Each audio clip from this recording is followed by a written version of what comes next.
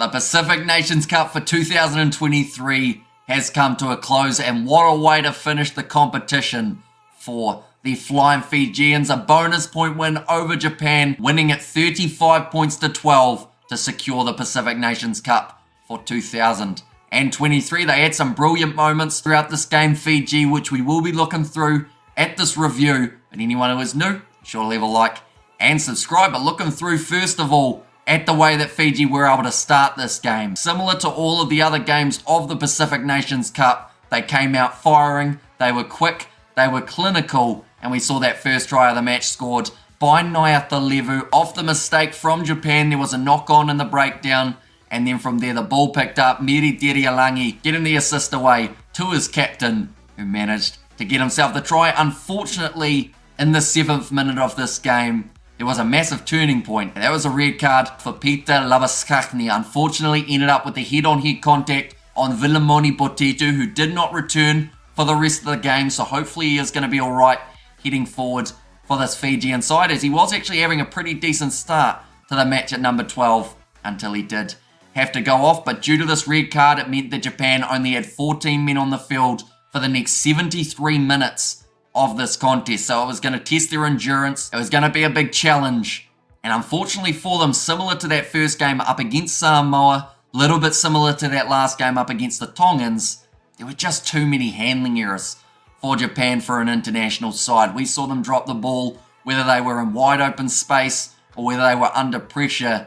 That ball just kept on hitting the ground, and with such a dominant scrum happening from Fiji often throughout this game, it just meant it was a certain that the Fijians were going to get themselves a penalty. But the second try was scored by Aroni Maui. That was in the 12th minute of the game. Fiji getting that line break, and then the big prop managing to get himself over the try line. They also scored a little bit later on in that half, and it was Kuravuli, the halfback, the one who scored the last try of the first half. But at halftime, it was 21-0. We hadn't really seen too much from Japan attacking-wise. Defensively, they did have to make a lot of tackles. Although, interestingly enough, tackling-wise in this game, Japan making 125, Fiji making the 118, but it certainly felt like a lot more throughout that first 40 minutes. In the second half, we saw some improvements from Japan as they started to find a bit of momentum, but then the Fijians able to score the next try in the match. It was Frank Lamani in the 58th minute. He had only just made his way onto the field and already having that impact, and we were talking about it on my stream.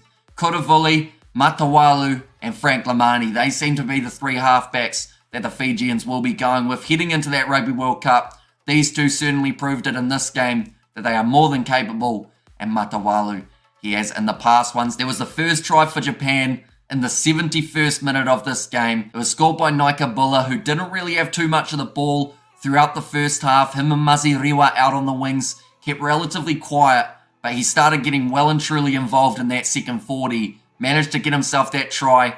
Fiji then ended up with a yellow card of Mingwala for a tackle to the head of one of the Japanese players, and then Maziriwa scoring the last try of the game for the Japanese. So we did see quite a few tries throughout this fixture. I mentioned before the game that Japan needed to win it by 14 or more points, plus win with a bonus point for having 3 or more tries than the opposition, but the only team who were able to do that in this game was Fiji, managing to get themselves 5 tries in this fixture. I saw another interesting stat. Fiji, they were able to beat 18 defenders throughout this game. They had plenty of line breaks. They were causing problems. Those offloads were quick and crisp like they normally are. But surprisingly, according to the stats, Japan had 31 defenders beaten. So Fiji missing 31 tackles throughout this game. That is a number that they will have to try and improve on before we get to that Rugby World Cup, because it worked in this game up against Japan because of so many handling errors and so many penalties going against Japan. But in a game where the opposition aren't conceding as much possession, could be a different story. So that's probably one aspect of the Fijian game that they will want to improve on. Overall, their attack was very solid, using those forwards and backs together quite well.